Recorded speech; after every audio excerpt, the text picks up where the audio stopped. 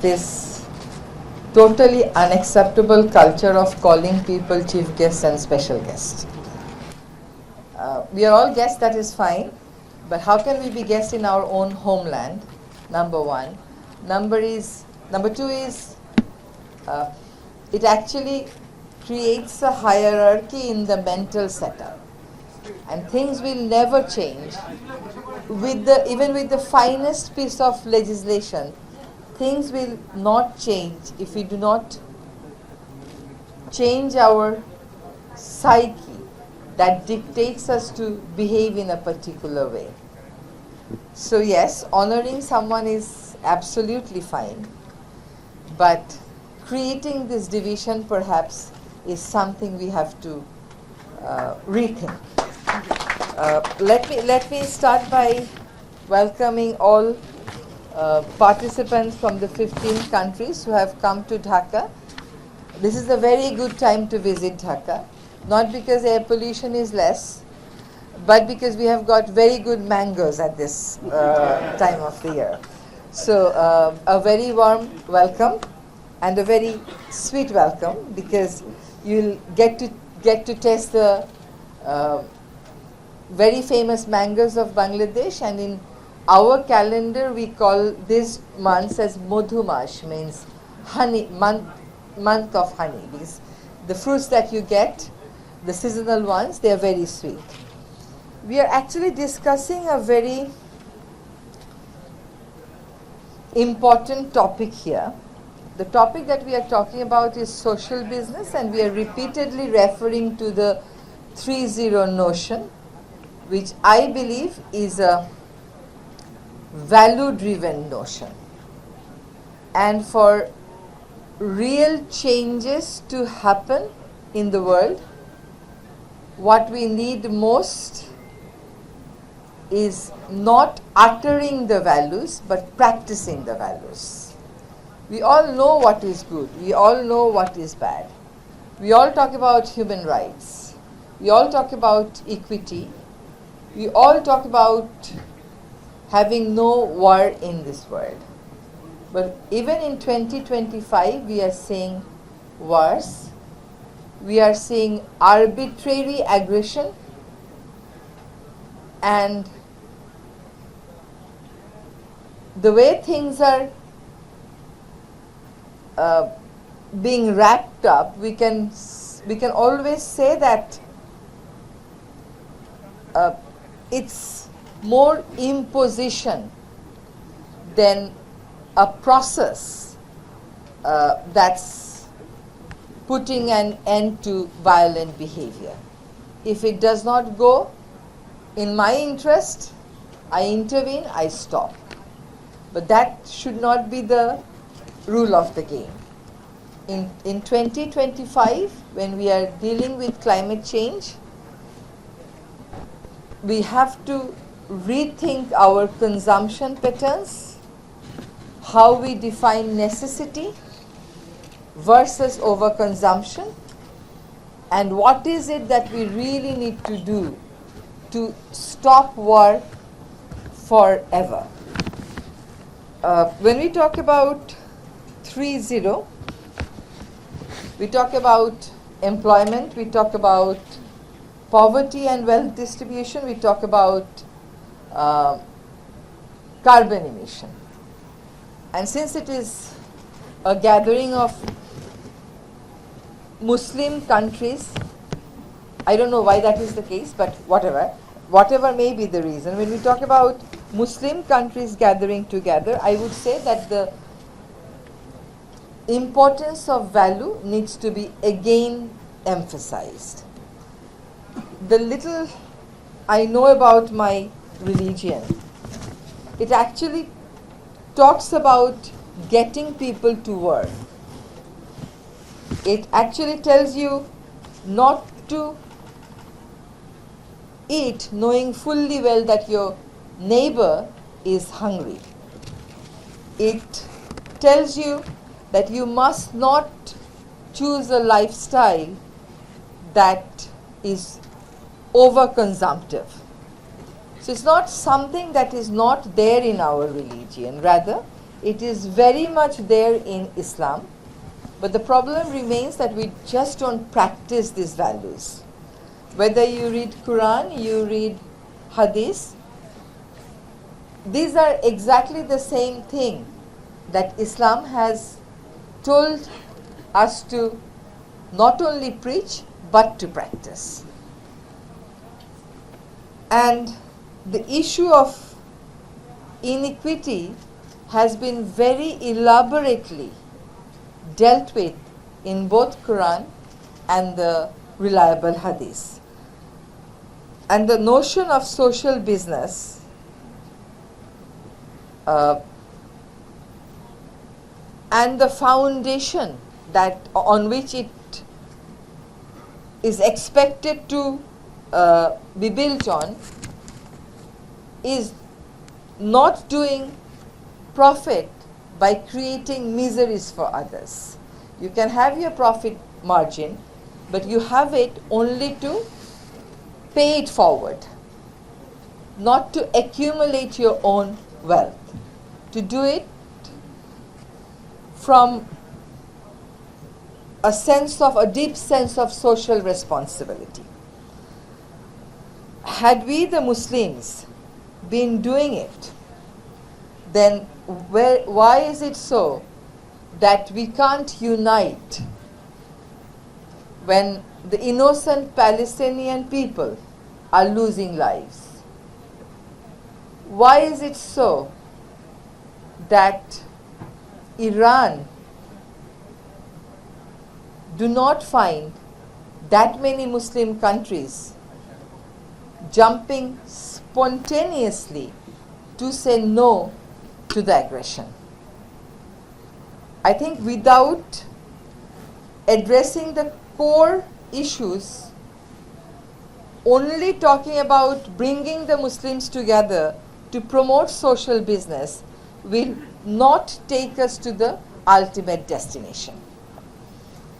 When we talk about inequity,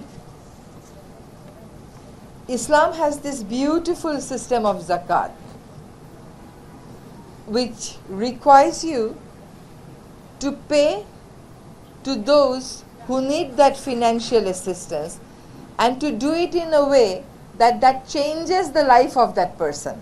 So you don't give an insignificant amount to 100 people, rather you target the needy people and help them in a way that they come out of poverty.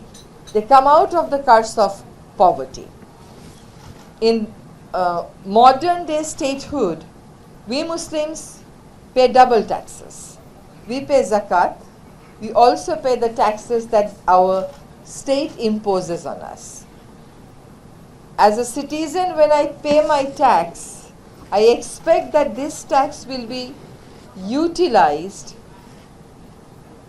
for the benefit of the needy people.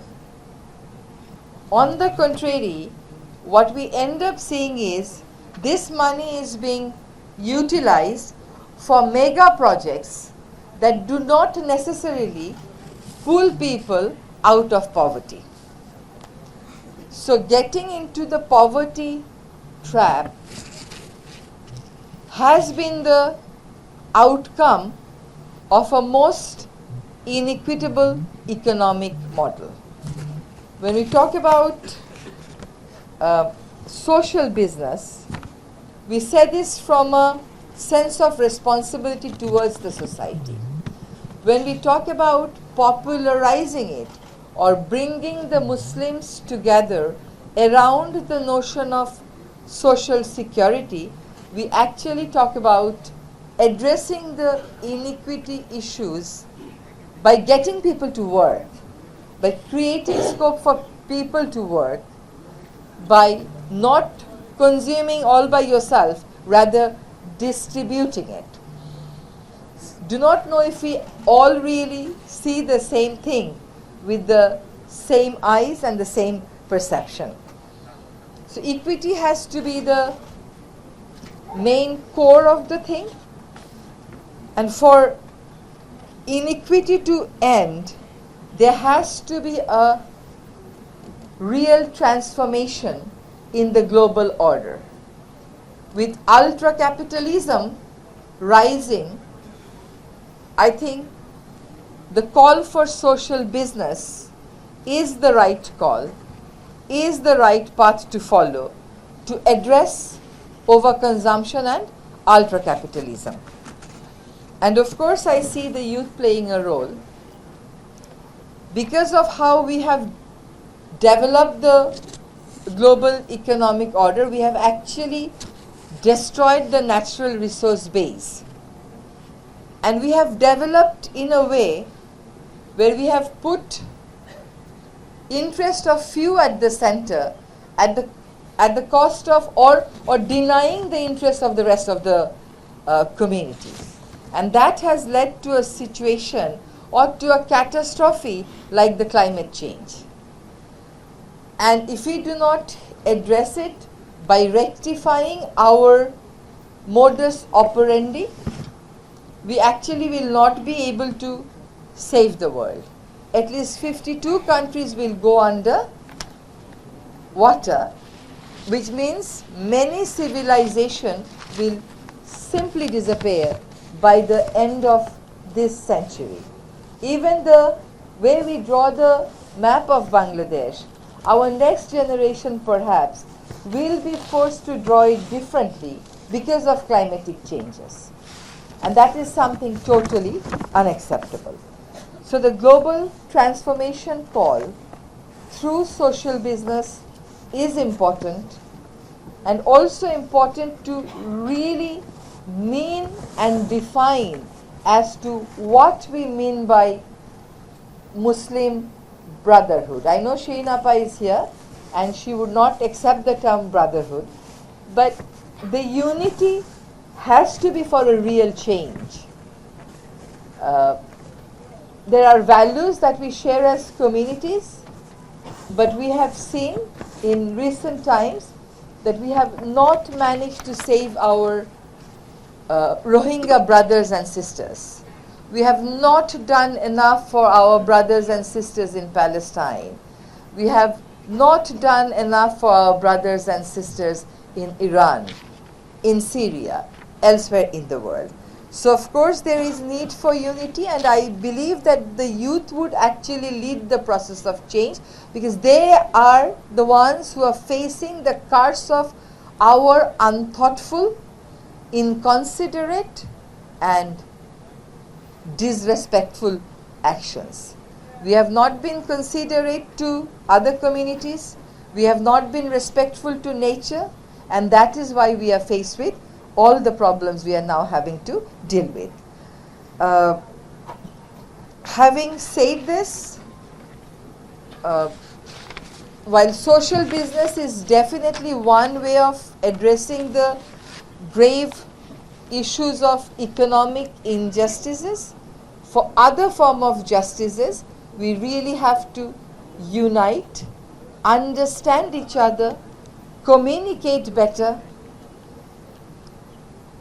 define all the 15 countries together, or the other Muslim countries together, and the Muslim community living everywhere in the world